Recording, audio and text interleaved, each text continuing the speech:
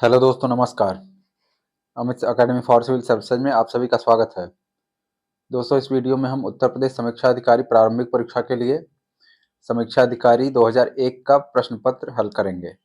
ये जीएस का प्रश्न पत्र है, व्याख्या सहित देखते हैं। पहला प्रश्न है सूची 1 और 2, ऋग्वेद, यजुर्वेद, सामवेद, अथर्ववेद, इनमें क्या क्या है। ऋग्वेद है स्रोत एवं प्रार्थनाएं, यजुर्वेद स्त्रोत एवं कर्मकांड, सामवेद संगीतमय स्त्रोत, अथर्ववेद तंत्र मंत्र एवं वशीकरण। इसका ए सही है, 4, 2, 1, 3। दूसरा प्रश्न है नचिकेता और यम संवाद किस उपनिषद में है।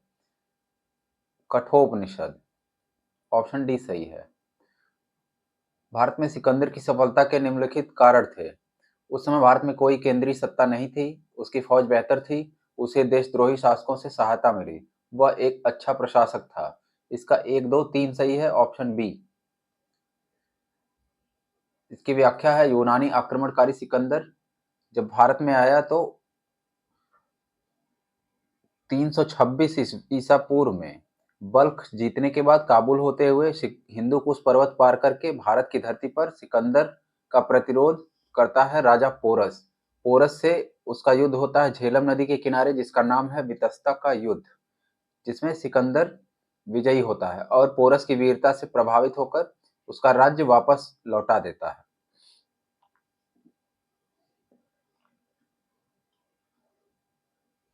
निम्नलिखित में से किसमें पुनर्विवाह वर्जित है। जातक, मनुस्मृति, याज्ञवल्क्य, अर्थशास्त्र। ऑप्शन बी सही है, मनुस्मृति।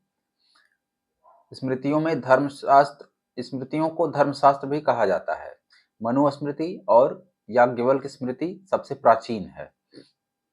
मनुस्मृति से द्वितीय सदी ईसा पूर्व के भारत के बारे में राजनीतिक, सामाजिक और धार्मिक जानकारी मिलती है, जिसमें पुनर्विवाह वर्जित है। मनुस्मृति पर कई भाष्यकारों ने टीका लिखी है, जिनका नाम है मेधातिथि, भारुचि, गोविंदराज। इन लोगों ने मनुस्मृति पर टीकाएं लिखी। विश्वरूप, अपरार्क, विज्ञानेश्वर आदि ने याज्ञवल्क्य पर भाष्य लिखा।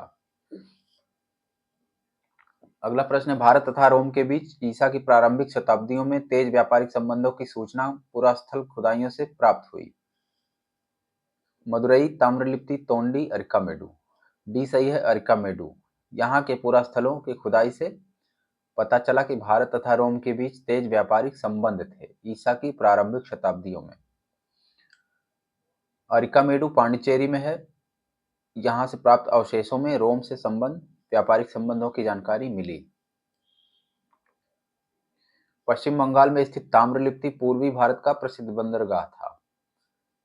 अगला प्रश्न है दरबारी कवि और राजा, सूची 1 और 2 को सुमेलित करना है। अमीर खुसरो, अलाउद्दीन, कालिदास, चंद्रगुप्त टू, हरिशेन, समुद्रगुप्त, बाणभट्ट, हर्षवर्धन। बी सही है, 4, 1, 2, 3। गुर्जर प्रतिहार वंश की स्थापना किसने की। नागभट्ट, वस्त्रराज, हर्षवर्धन, मिहिर भोज। ए सही है, नागभट्ट। इसकी व्याख्या 8वीं शताब्दी में नागभट्ट प्रथम ने मालवा में गुर्जर प्रतिहार वंश की स्थापना की। अमीर खुसरो का जन्म हुआ था आगरा में, बाराबंकी में, एटा में, इटावा में। सी सही है, एटा में। इसकी व्याख्या है कासगंज जिला, उत्तर प्रदेश का कासगंज जिला, पटियाली गांव में अमीर खुसरो का जन्म हुआ। उसके बचपन का नाम अबुल हसन था और निजामुद्दीन औलिया के शिष्य थे। बलबन से लेकर गयासुद्दीन तुगलक तक के सुल्तानों का संरक्षण इन्हें प्राप्त था। हिंदी शब्दों एवं मुहावरों का प्रयोग करने वाला पहला भारतीय लेखक था और संगीत में उसने सितार का आविष्कार किया। ईरानी तंबूरा और भारतीय वीणा को मिलाकर इसने सितार बनाया था और इसने स्वयं को तूतीय हिंद कहा। पहला मुसलमान था जिसने खुद को भारतीय होने का दावा किया। अमीर खुसरो। अगला प्रश्न है जौनपुर नगर की स्थापना किसकी स्मृति में की गई। मोहम्मद बिन तुगलक, ऑप्शन बी सही है। जौनपुर की स्थापना फिरोज शाह तुगलक ने मोहम्मद बिन तुगलक की स्मृति में की थी। लगभग 300 नगरों की स्थापना फिरोज शाह तुगलक ने किया था।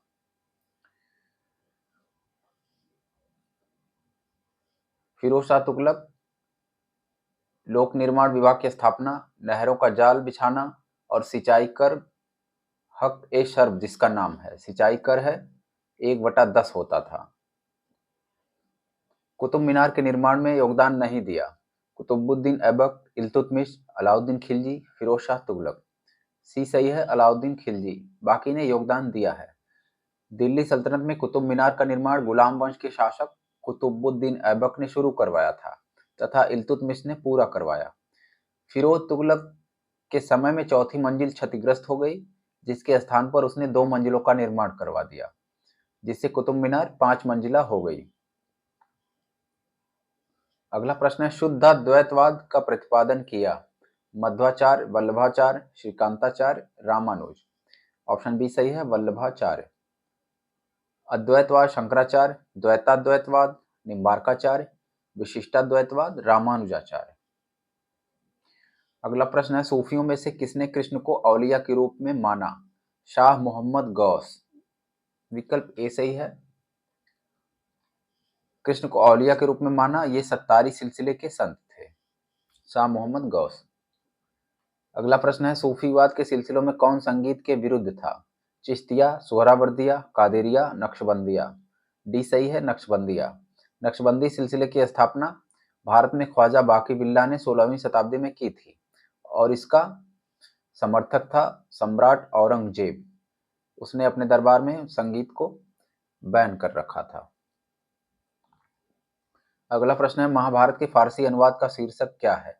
अनवार सुहाइली, रज्मनामा, हस्तबहिष्ट, अयार दानिश। ऑप्शन बी सही है, रज्मनामा। महाभारत का फारसी अनुवाद फैजी के नेतृत्व में फारसी भाषा में रज्मनामा नाम से बलदायूनी, नकीब खां और अबुल फजल ने इसका अनुवाद किया था।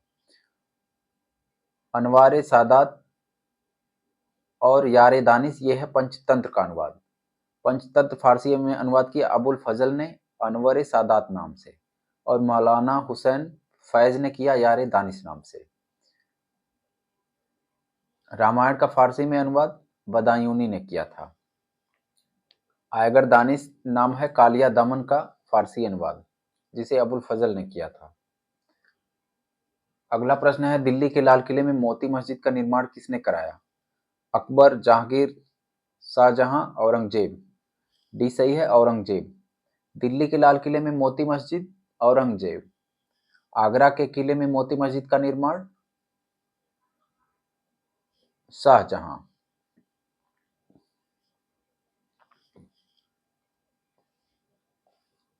औरंगजेब ने रबिया उद दौरानी की स्मृति में औरंगाबाद में एक मकबरा बनवाया था, जिसे बीबी का मकबरा भी कहते हैं। अगला प्रश्न है, मुस्लिम शासकों का कालक्रम में व्यवस्थित करें। अहमद शाह अब्दाली, मोहम्मद शाह, जहांगीर, बहादुर शाह।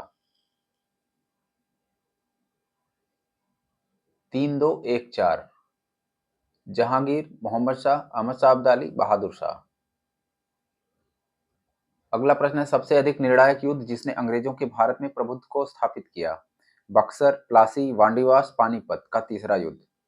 ये सही है, बक्सर का युद्ध। 1764 ईस्वी में हेक्टर मुनरो के नेतृत्व में ब्रिटिश सेना और मीर कासिम, शुजाउद्दौला, शाह आलम द्वितीय की संयुक्त सेना के मध्य हुआ, जिसमें अंग्रेजी सेना की विजय हुई और अंग्रेजों का भारत में प्रभुत्व स्थापित हो गया। प्लासी का युद्ध 1757 ईस्वी में अंग्रेजों और सिराजुद्दौला के मध्य हुआ था, जिसमें अंग्रेजों की विजय हुई थी। वांडीवास का युद्ध 1760 ईस्वी में दक्षिण में ब्रिटिश तथा फ्रांसीसी शक्तियों के बीच हुआ था, जिसमें अंग्रेजों ने विजय पाई और फ्रांसीसी शक्ति को सदैव के लिए समाप्त कर दिया। पानीपत का तीसरा युद्ध 1761 में अहमद शाह अब्दाली और मराठों के बीच हुआ, जिसमें अहमद शाह अब्दाली की विजय हुई। अगला प्रश्न है, अखिल भारतीय ट्रेड यूनियन कांग्रेस के प्रथम अध्यक्ष थे? दीवान चमनलाल, आचार्य एन जी रंगा, स्वामी सहजानंद, लाला लाजपत राय। डी सही है, लाला लाजपत राय। अखिल भारतीय ट्रेड यूनियन कांग्रेस की स्थापना 1920 में हुई थी। यह कांग्रेस के अंतर्गत ही श्रमिक आंदोलन से संबंधित संगठन था और लाला लाजपत राय पहले अध्यक्ष बनाए गए। किस अधिनियम के अंतर्गत भारतीय विधान परिषद को बजट पर बहस करने की शक्ति प्राप्त हुई? 1892। ऑप्शन बी सही है, भारतीय परिषद अधिनियम 1892। बजट पर बहस करने की शक्ति प्राप्त हुई, परंतु बजट पर मतदान करने का अधिकार नहीं मिला। अगला प्रश्न है, सूची 1 और 2 को सुमेलित करना है। नियंत्रण परिषद की स्थापना, पिट का भारतीय अधिनियम 1784। सर्वोच्च न्यायालय की स्थापना, नियामक अधिनियम 1773। इंग्लिश मिशनरियों की भारत में कार्य करने की अनुमति, 1813। गवर्नर जनरल परिषद में कानूनी सदस्य की नियुक्ति, चार्टर अधिनियम 1833। ऑप्शन बी सही है, 2, 1, 3, 4। अगला प्रश्न है, 1813 से ईसाई मिशनरियों को भारत में धर्म प्रचार की अनुमति मिली और शिक्षा पर 1 लाख रुपए वार्षिक व्यय का प्रावधान था। चार्टर अधिनियम 1833 द्वारा गवर्नर जनरल की परिषद में इसकी परिषद को संपूर्ण भारत के लिए कानून बनाने का अधिकार दिया गया और परिषद में एक विधि सदस्य की नियुक्ति का प्रावधान। अगला प्रश्न है, गांधी के नाम से पहले महात्मा जोड़ा गया, चंपारण सत्याग्रह के दौरान। इसका उत्तर है ए। 1917-18 में प्रथम जन आंदोलन था जिसमें गांधी जी ने सत्य और अहिंसा का प्रयोग किया। उनकी नेतृत्व क्षमता को देखकर रविंद्रनाथ टैगोर ने उन्हें महात्मा की उपाधि से संबोधित किया। अगला प्रश्न है, भारतीय क्रांति की मां कहलाती हैं मैडम भीकाजी रुस्तम कामा। ऑप्शन डी सही है। मैडम भीकाजी रुस्तम कामा, पारसी परिवार में इनका जन्म हुआ था। ये स्वाधीनता आंदोलन में शामिल हुई और पेरिस से वंदे मातरम पत्र का संपादन किया। 1936 में इनका निधन हो गया। दूसरी महिला है एनी बेसेंट, जो आयरलैंड से आई थी, भारत में आकर बस गई। 1917 में भारतीय राष्ट्रीय कांग्रेस की प्रथम महिला अध्यक्ष बनी थी और 1916 में होम रूल लीग की स्थापना की। भारत कोकिला नाम से विख्यात हैं सरोजिनी नायडू, जो कि 1925 में भारतीय राष्ट्रीय कांग्रेस की प्रथम भारतीय महिला अध्यक्ष बनी थी। सरोजिनी नायडू स्वतंत्र भारत की प्रथम महिला राज्यपाल भी रहीं। उत्तर प्रदेश से ब्रोकन विंग तथा गोल्डन थ्रेशोल्ड इनकी काव्य कृतियां थीं।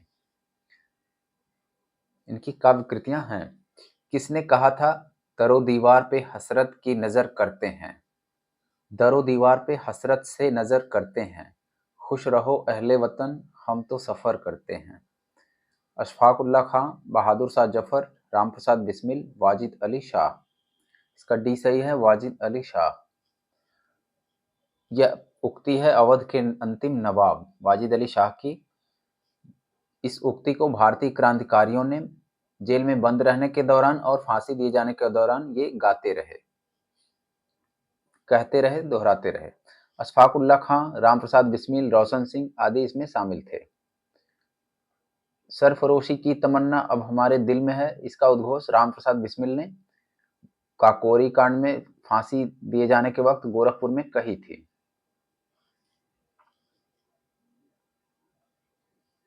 अगला प्रश्न है, महात्मा गांधी द्वारा नमक आंदोलन वर्ष 1930 में चलाया गया। महात्मा गांधी का उद्देश्य था कि गरीबों को नमक मुफ्त उपलब्ध हो। ए सही है किंतु आर गलत। Option C. इसकी व्याख्या है, 12 मार्च 1930 को गांधी जी ने अपने 78 समर्थकों के साथ साबरमती आश्रम से 12 मार्च 1930 78 समर्थक साबरमती आश्रम से दांडी के लिए 6 अप्रैल 1930 को दांडी पहुंचकर एक मुट्ठी नमक हाथ में लेकर सभी ने अवज्ञा आंदोलन की शुरुआत की। यह नमक कानून कई भागों में तोड़ा गया, देश के कई भागों में नमक कानून तोड़ा गया। सबसे पहले गांधी जी ने इसकी शुरुआत की। राजगोपालाचारी ने त्रिचनापल्ली से वेदारण्यम की नमक यात्रा की थी। असम के लोगों ने सिलहट से नोआखली तक की यात्रा की। पटना से राजेंद्र प्रसाद और अब्दुल बारी ने यात्रा किया था नमक आंदोलन के समय। अगला प्रश्न है, किसने भारतीय राष्ट्रीय कांग्रेस पर प्रार्थना, याचना तथा विरोध की राजनीति करने का आरोप लगाया? लोकमान्य तिलक, बाल गंगाधर तिलक। ऑप्शन बी सही है। इन्होंने कांग्रेस को कहा कि यह प्रार्थना, याचना और विरोध की राजनीति करने वाली संस्था है।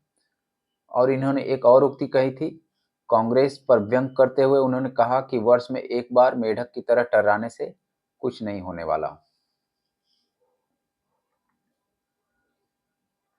अगला प्रश्न है, असहयोग आंदोलन के दौरान विदेशी वस्त्रों को जलाए जाने पर किसने महात्मा गांधी को लिखा कि यह निष्ठुर बर्बादी है? रविंद्रनाथ टैगोर। ऑप्शन बी सही है। विरोध प्रदर्शन के स्थान पर उन्होंने रचनात्मक कार्यक्रमों को अपनाने की सलाह दी।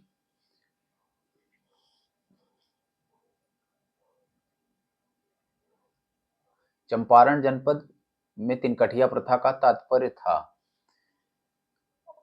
किसानों द्वारा 3/20 भूभाग पर नील की खेती करना। ऑप्शन ए सही है। तिनकठिया प्रथा चंपारण बिहार में किसानों के शोषण के माध्यम थी। इसके अंतर्गत किसानों को अपनी जमीन के 3/20 हिस्से पर नील की खेती करना होता था। इसके माध्यम से अंग्रेजों द्वारा नीलहों पर किए जाने अत्याचार एवं दमन के विरोध में गांधी जी ने प्रथम सत्याग्रह 1917 में प्रारंभ किया। अगला प्रश्न है, नीचे महिलाओं के परंपरागत परिधानों एवं राज्यों की एक सूची दी गई है, कौन एक सुमेलित नहीं है? बोकू सिक्किम, मेखला असम, मुंडू छत्तीसगढ़, फेरन कश्मीर। सी सही है, मुंडू छत्तीसगढ़। अगला प्रश्न है, निम्न में से कौन धौलाधर श्रेणी की प्रमुख जनजाति है? लेप्चा। ऑप्शन सी सही है। पर्यटन स्थल और राज्य,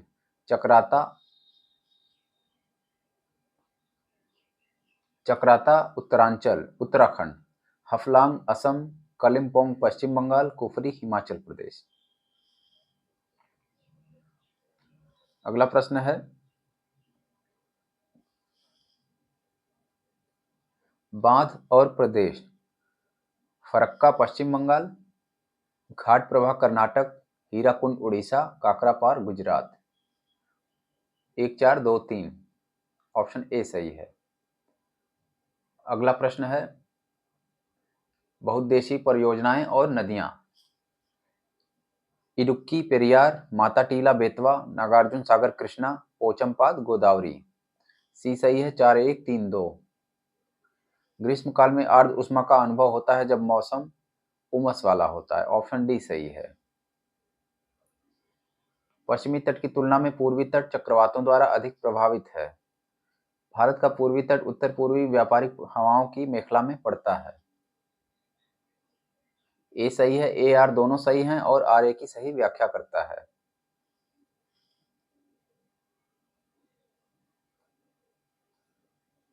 भारत में प्रचुर मात्रा में उपलब्ध महत्वपूर्ण नाभिकीय ईंधन है uranium, thorium, iridium, plutonium. Option B सही है, थोरियम। थोरियम प्रचुर मात्रा में उपलब्ध है। यह केरल तथा झारखंड में पाया जाता है।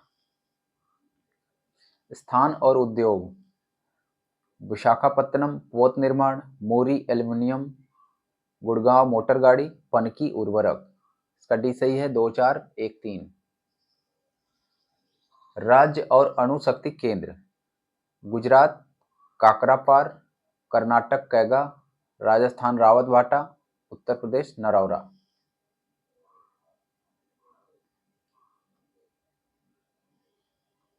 अगला प्रश्न है, कथन और कारण। लिग्नाइट निकृष्ट कोटि का कोयला है जिसमें कार्बन की मात्रा 35 से 40% है। भारत में झारखंड लिग्नाइट का सर्वप्रमुख उत्पादक है। सी सही है, ए सत्य परंतु आर गलत। इसकी व्याख्या है, लिग्नाइट या भूरा कोयला अपरिपक्व होता है, जलते समय अधिक धुआं देता है, इसमें कार्बन का अंश 45 से 55% तक होता है।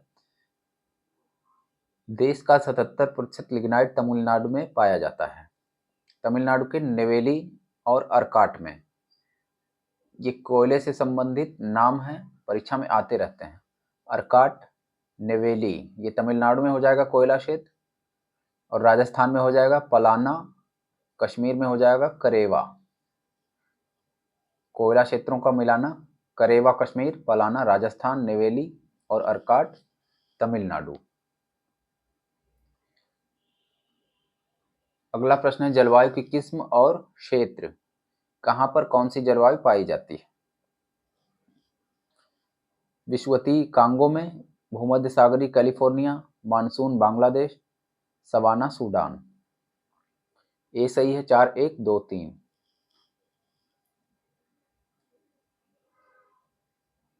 संसार में उत्तरी अटलांटिक नौ परिवहन मार्ग का सबसे अधिक व्यस्त समुद्री मार्ग है।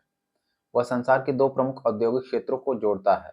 इसका दोनों सही है और ए की सही व्याख्या भी है। Option A. व्याख्या है उत्तर अटलांटिक नौ परिवहन मार्ग विश्व का व्यस्ततम समुद्री मार्ग है। यह उत्तरी अमेरिका एवं यूरोप के दो बृहद विकसित औद्योगिक प्रदेशों को जोड़ता है। बरमूडा त्रिभुज अवस्थित है पश्चिमी उत्तरी अटलांटिक महासागर में। ऑप्शन ए सही है, पश्चिमी उत्तरी अटलांटिक। व्याख्या है यह त्रिभुज फ्लोरिडा, प्यूर्टो रिको, बरमूडा के मध्य विस्तृत है। इसका त्रिभुज बनेगा फ्लोरिडा, प्यूर्टो रिको और बरमूडा। इसे शैतानी त्रिभुज भी कहते हैं।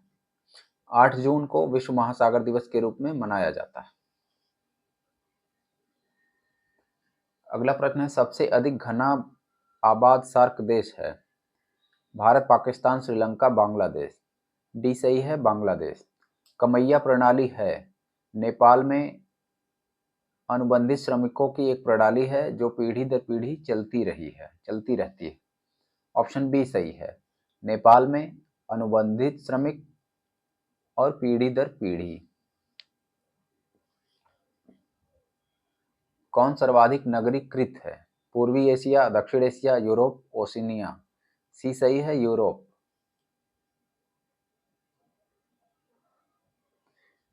यद्यपि भारत की जनसंख्या विस्मयकारक गति से बढ़ रही है, किंतु पक्षियों की संख्या तेजी से घट रही है क्योंकि शिकारियों की संख्या में असाधारण वृद्धि हुई है।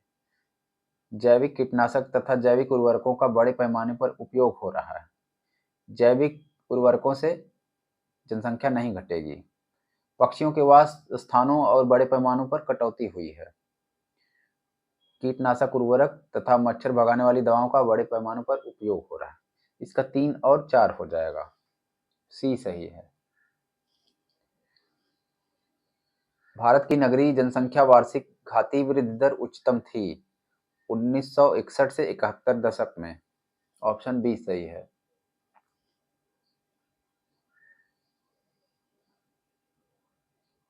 भारत की नगरीय जनसंख्या ब्रिटेन की कुल जनसंख्या से अधिक है। ब्रिटेन का नगरीकरण स्तर भारत के नगरीकरण स्तर से उच्चतर है।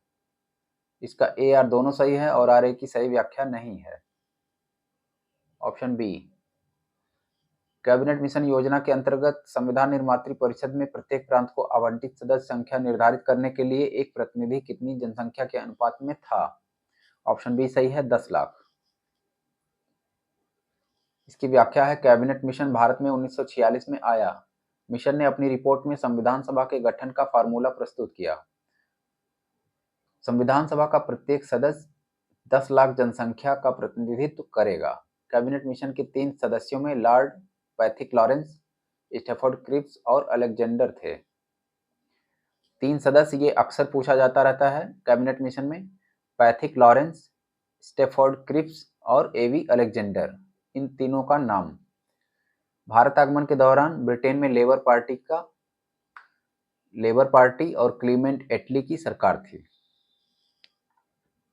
प्रधानमंत्री क्लीमेंट एटली थे। ब्रिटेन में लेबर पार्टी की सरकार थी। अगला प्रश्न है संवैधानिकतर अधिकार का अर्थ है वह शक्ति जो संविधान सम्मत नहीं है। ऑप्शन सी सही है।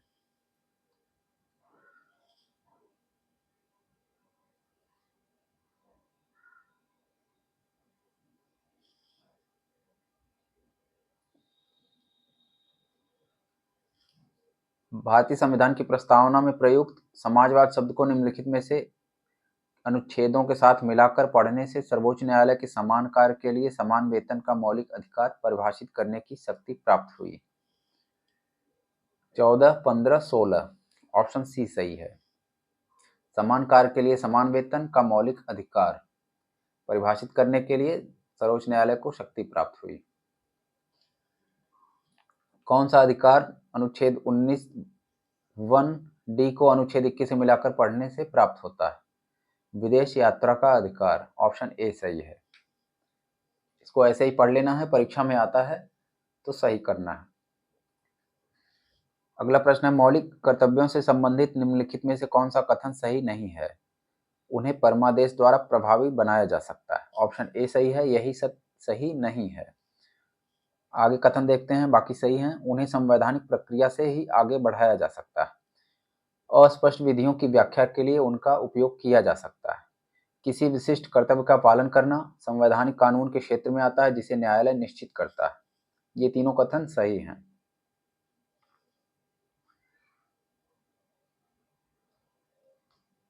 42वें संविधान संशोधन द्वारा मौलिक कर्तव्यों को शामिल किया गया 1976 द्वारा, जिसमें कुल संख्या 10 थी। बाद में 11वां मौलिक कर्तव्य 86वें संशोधन द्वारा जोड़ा गया। शिक्षा का अधिकार 86वां संशोधन था। अगला प्रश्न है संविधान के अनुच्छेद और विषय। अनुच्छेद 40 ग्राम पंचायत का गठन, 41 काम करने का अधिकार, 44 समान नागरिक संहिता, 48 कृषि एवं पशुपालन। ऑप्शन ए सही है, 1, 2, 3, 4। संविधान के मसौदे में निर्वाचित राज्यपालों के प्रावधान की मूल योजना को छोड़ दिया गया था, क्योंकि इसका तात्पर्य होता एक दूसरा निर्वाचन। निर्वाचन प्रमुख राजनीतिक मुद्दों पर लड़ा जाता। निर्वाचित राज्यपाल अपने को मुख्य से बड़ा मानता। राज्यपाल को संसदीय प्रणाली के अधीन ही कार्य करना था। सी सही है, 1, 3, 4।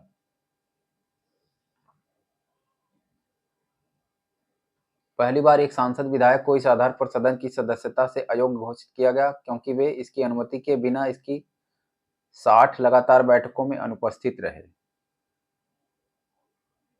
ऑप्शन ए सही है, राज्यसभा के। सदन की बैठकों में लगातार 60 दिन तक सदन की अनुमति के बिना अनुपस्थित रहता है कोई सदस्य, तो उसकी सदस्यता समाप्त हो जाती है। भारतीय संविधान का कौन सा अनुच्छेद संवैधानिक विवाद में सर्वोच्च न्यायालय के अपीली क्षेत्राधिकार से संबंधित है? ऑप्शन डी सही है, अनुच्छेद 134 ए को मिलाकर अनुच्छेद 132 को पढ़ना। अनुसूचियां, कथन और कारण। पंचायतों के प्रधान, प्रमुख तथा अध्यक्ष के पदों में महिलाओं के लिए, जिनमें अनुसूचित जाति, अनुसूचित जनजाति तथा पिछड़ी जाति की महिलाएं सम्मिलित हैं, आरक्षण से उनके क्रियाकलाप में एक सुस्पष्ट परिवर्तन आया है। ये सही है। ग्रामीण क्षेत्रों की महिलाएं इस आरक्षण की मांग लंबे समय से कर रही थी।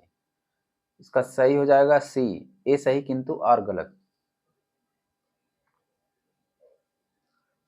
गोल्डन हैंडशेक का संदर्भ निम्न में से किस एक से है? अति विशिष्ट व्यक्तियों को सम्मानित करना, स्वैच्छिक सेवानिवृत्ति योजना। ऑप्शन बी सही है, स्वैच्छिक सेवानिवृत्ति योजना, इसे कहते हैं गोल्डन हैंडशेक। प्रधानमंत्री ग्राम सड़क योजना। ऑप्शन डी सही है, उन गांवों में जो सड़क से भली भांति संबद्ध नहीं है, सामुदायिक जीवन का विकास करने हेतु। प्रधानमंत्री ग्राम सड़क योजना दिसंबर 2000 में शुरू हुई थी। इसका उद्देश्य था 500 व्यक्तियों और उससे अधिक जनसंख्या वाले ग्रामों में उनकी सड़कों को संपर्क प्रदान करना, ग्रामीण बस्तियों को संपर्क प्रदान करना। अगला प्रश्न है, निम्नलिखित कार्यक्रमों में से किसे स्वर्ण जयंती ग्राम स्वरोजगार योजना में सम्मिलित नहीं किया गया? IRDP, ट्राइसेम, ड्वाक्रा, JRY। इसका डी सही है, JRY।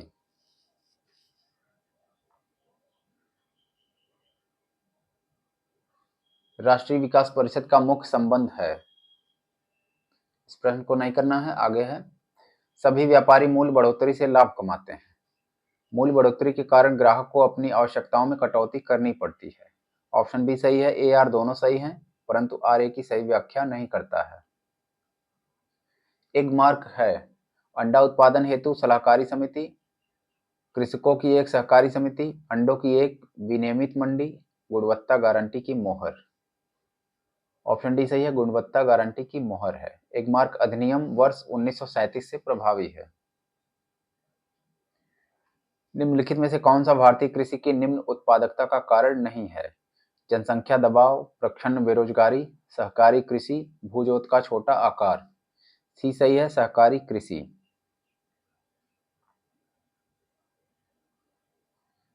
सामान्य रूप से भारत में प्रति 5 वर्ष बाद वित्त आयोग की नियुक्ति की जाती है। ऑप्शन डी सही है, केंद्रीय अनुदान और संघ के राजस्व में राज्यों का अंश निर्धारित करने के लिए। इसकी व्याख्या है, संविधान के अनुच्छेद 280 के अंतर्गत वित्त आयोग का गठन केंद्र व राज्य के वित्तीय संबंधों के निर्धारण के लिए किया जाता है। भारत में तृतीय क्षेत्र में सम्मिलित हैं व्यापार एवं परिवहन, वित्त एवं वास्तविक संपदा, वानिकी एवं मत्स्यिकी। तृतीय क्षेत्र सेवा क्षेत्र, वानिकी एवं मत्स्यिकी प्राथमिक क्षेत्र में आते हैं। ऑप्शन बी सही है, 1 और 2। इसकी व्याख्या है, व्यापार, परिवहन, वित्त, वास्तविक स्थावर संपदा आदि तृतीय क्षेत्र अथवा सेवा क्षेत्र में आते हैं, जबकि मत्स्यिकी और वानिकी कृषि प्राथमिक क्षेत्र के अंतर्गत शामिल किए गए। जब कोई जहाज नदी से निकलकर सागर में प्रवेश करता है तो वह कुछ ऊपर उठ जाता है। सागर के जल का घनत्व नदी के जल के घनत्व से अधिक है। ऑप्शन ए सही है, ए आर दोनों सत्य हैं, आर ए की सही व्याख्या करता है।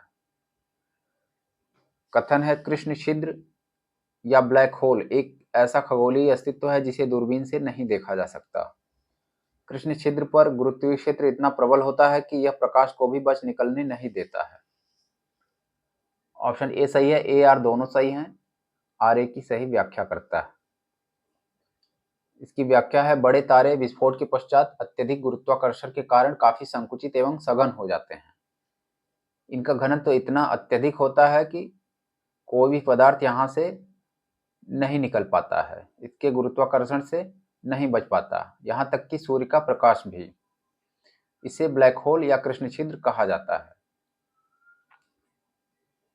ब्लैक होल को दूरबीन से भी नहीं देखा जा सकता। अगला प्रश्न है, चंद्रमा के धरातल पर दो व्यक्ति एक दूसरे की बात नहीं सुन सकते क्योंकि चंद्रमा पर वायुमंडल नहीं है। ऑप्शन बी सही है। व्याख्या है, ध्वनि तरंगों के संचरण के लिए माध्यम की आवश्यकता होती है। वायुमंडल इसका एक सशक्त माध्यम है। चंद्रमा के धरातल पर वायुमंडल नहीं है, इसलिए एक दूसरे की बात नहीं सुनी जा सकती। अगला प्रश्न है, कौन सा विस्फोटक नहीं है? ट्राइनाइट्रोटाइलून, ट्राइनाइट्रोग्लिसरीन, साइक्लो ट्राइमेथिलीन, ट्राइनाइट्रामीन, ट्राइनाइट्रोक्लोरोफॉर्म, नाइट्रोक्लोरोफॉर्म। ऑप्शन डी सही है, यही विस्फोटक नहीं है, नाइट्रोक्लोरोफॉर्म। कौन सा सुमेलित नहीं है? फ्लोरीन, फ्लोरीन युक्त कार्बनिक यौगिक, शुष्क बर्फ, ठोस कार्बन डाइऑक्साइड, केराटिन, मानव त्वचा के बाहरी पक्ष में पाए जाने वाला प्रोटीन, मस्टर्ड गैस, रासायनिक युद्ध में प्रयुक्त होने वाला विषैला द्रव। ए सही है, फ्लोरीन्स। फ्लोरीन्स ग्रेफाइट, हीरा आदि कार्बन के अपरूप हैं।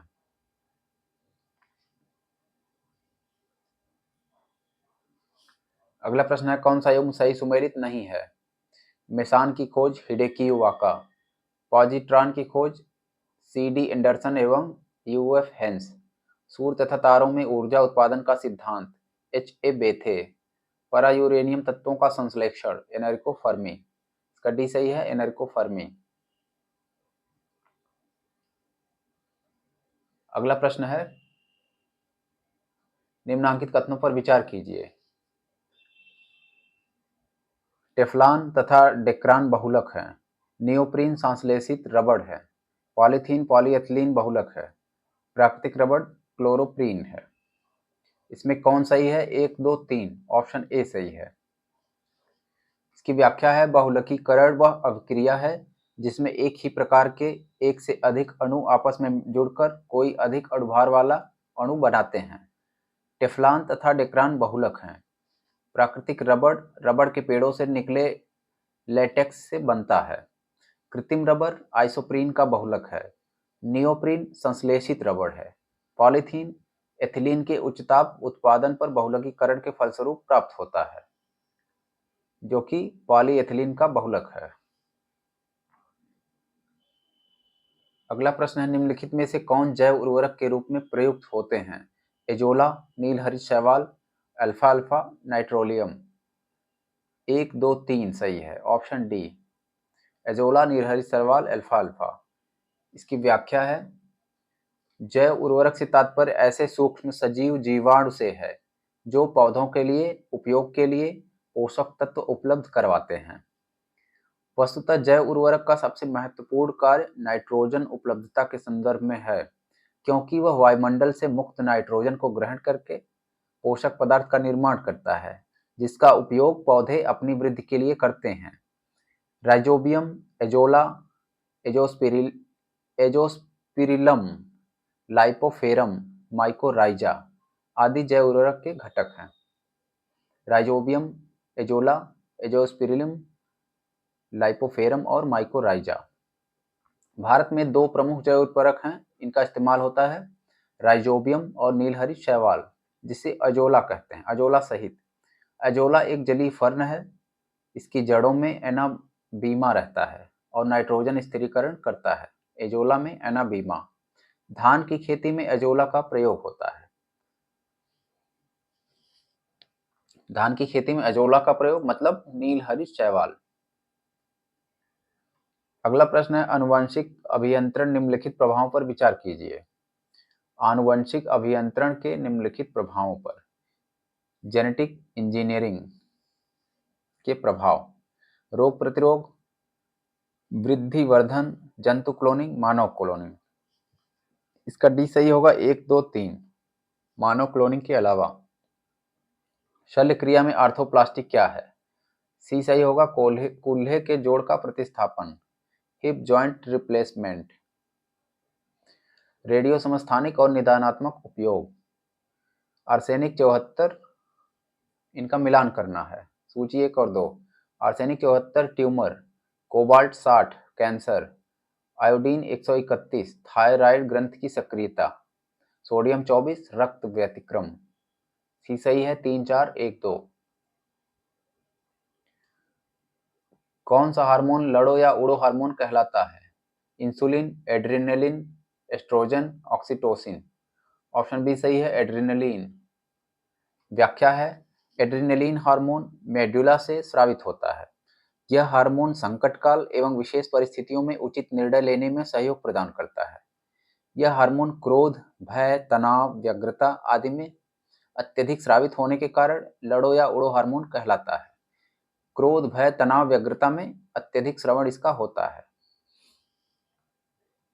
अगला प्रश्न है कलारीपयट्टू है शारीरिक क्षमता बढ़ाने हेतु एक युद्ध कला प्रणाली। गठिया तथा अस्थि संबंधी व्याधियों को दूर करने की क्रिया। प्राचीन भारत में प्रचलित एक चित्रकला। आदिवासियों में एक नृत्य का नाम। इसका ए सही है, 1 और 2। शारीरिक क्षमता बढ़ाने हेतु युद्ध कला प्रणाली, गठिया तथा अस्थि संबंधी बीमारियों को दूर करने की क्रिया। कलारीपयट्टू एक मार्शल आर्ट है। अगला प्रश्न है अंतरिक्षयान पृथ्वी पर उतरते समय कुछ क्षण के लिए भू स्टेशन से रेडियो संपर्क खो देता है। सही है। जब एक अंतरिक्षयान पृथ्वी के वायुमंडल में प्रवेश करता है, यान की सतह का ताप बढ़ जाता है, जिससे उसके चारों ओर की वायु आयनित हो जाती है। ये दोनों सही है और आर्य की सही व्याख्या करता है। Option A.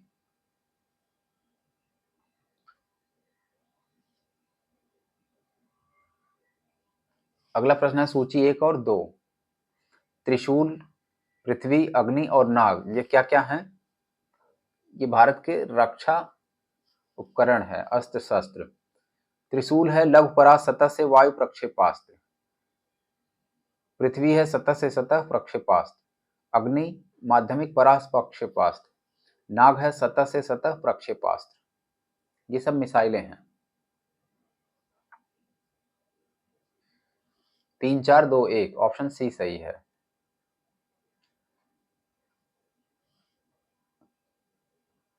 किन उपलब्धियों के लिए ग्लोबल 500 पुरस्कार दिए जाते हैं? पर्यावरण प्रतिरक्षा, ऑप्शन सी सही है, ग्लोबल 500 पर्यावरण प्रतिरक्षा।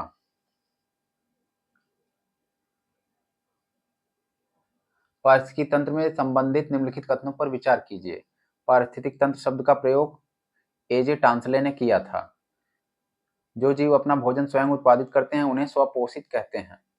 प्रकाश संश्लेषण की प्रक्रिया द्वारा उपभोक्ता को अपने भोजन का उपभोग करता है। वियोजक अकार्बनिक पदार्थ को कार्बनिक पदार्थ में परिवर्तित करते हैं। 1 और 2 सही है। Option A.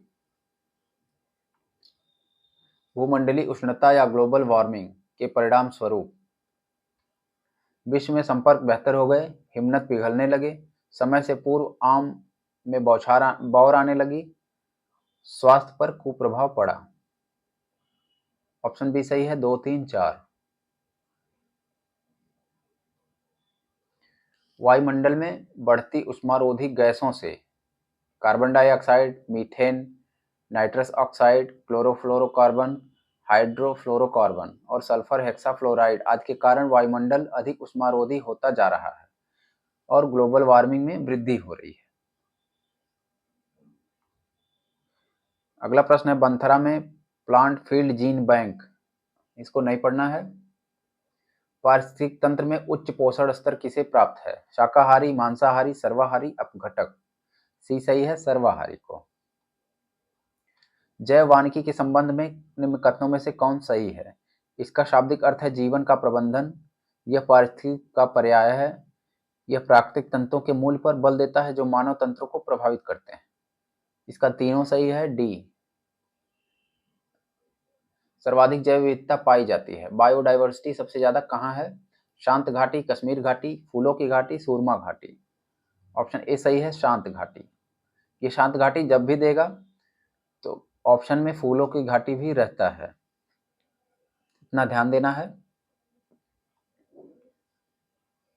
निम्न में से कौन सी गैस वायुमंडल में अम्लीय वर्षा की उत्पत्ति के लिए उत्तरदायी है? CFC, CH4, O3, SO2। इसका डी सही है, SO2। अम्ल वर्षा के लिए प्रमुख कारक गैसें हैं सल्फर डाइऑक्साइड और नाइट्रोजन डाइऑक्साइड। ये गैसें रिफाइनरी, खनिज तेलों और कोयला आदि के जलने से निकलती हैं। वायुमंडल की आर्द्रता से क्रिया करके सल्फर डाइऑक्साइड सल्फ्यूरिक अम्ल तथा नाइट्रोजन डाइऑक्साइड नाइट्रिक अम्ल बनाती है। आगरा का प्रसिद्ध ताजमहल अम्ल वर्षा के कारण काला पड़ता जा रहा है। अम्ल वर्षा से सर्वाधिक प्रभावित देश है नॉर्वे तथा स्वीडन। दोस्तों, आपको वीडियो अच्छा लगा हो तो लाइक करें और हमारे चैनल पर नए हैं और अभी सब्सक्राइब नहीं किया है तो प्लीज़ सब्सक्राइब करें। धन्यवाद।